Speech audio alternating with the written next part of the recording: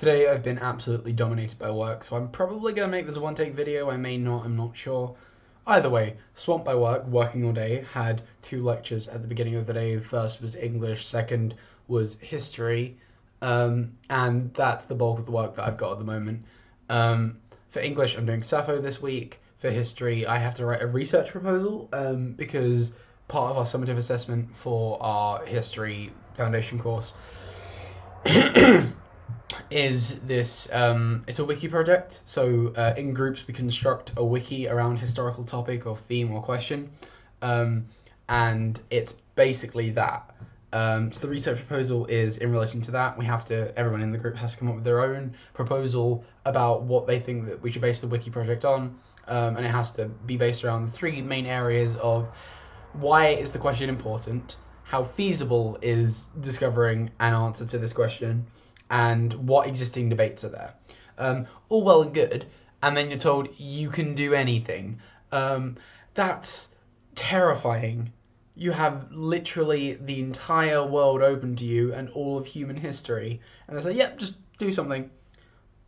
Okay, I don't know how to do that, but okay. So at the moment, I'm settling on an idea, and I think the idea that I'm going to go with is film noir, because I was thinking about doing something about like Hollywood and the studio system, because that seemed really interesting to me. But I couldn't find enough sources on it. But I got this one really good historiographical essay which details film noir and the way in which that shaped cultural identity of America in the 40s and 50s, which is fucking interesting. So I was like, okay, I'll do that. So there is a book that I need to get out of the library called, I think it's called Film Noir and Modernist Spaces. So I'll get that out. I'm going to look in the bibliography of there, try and find more sources, because it seems like a really niche field, but it seems like a really interesting field. But at the same time, there's no guarantee that my proposal will be the one chosen, that my group will investigate. So part of me hopes that it's not, because I am overly optimistic about what I can actually do.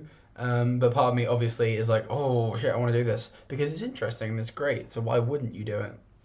In terms of Sappho, not much. The main thing that I'm taking away from Sappho at the moment is that it's interesting how we can reconstruct narratives out of fragments, and the fact that we find things still meaningful even though we are the ones assigning meaning to them. So, for example, a lot of Sappho's poetry comes in fragments, and it could be like pieces of broken pottery, for example, and then like a translator will then translate that, and then they'll try and make something from it. But if they can't, then it's a fragment. What I find interesting about that is that we are still discovering new Sappho stuff at the moment. And again, a lot of it's fragments, and people are excited about this. I am quite excited about this, but then you think, we are discovering someone else's words from long ago and we're getting excited about it, but then we are constructing a narrative around that.